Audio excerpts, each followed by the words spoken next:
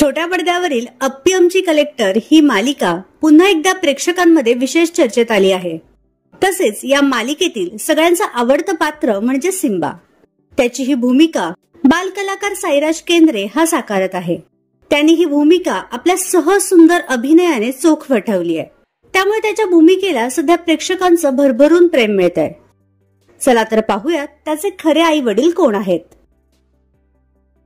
तर साईराज हा मूळ बीड जिल्ह्यातील कान्हेरवाडी या गावचा रहिवासी आहे। त्याच्या वडिलांचे नाव गणेश केंद्रे हे आहे, तर आईचे नाव भाग्यश्री केंद्रे हे आहे।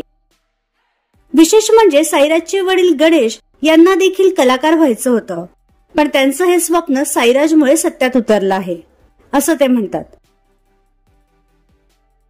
तर तुम्हाला बालकलाकार साईराज केंद्रेचा अभिनय आवडतो का हे आम्हाला कमेंट बॉक्समध्ये नक्की सांगा।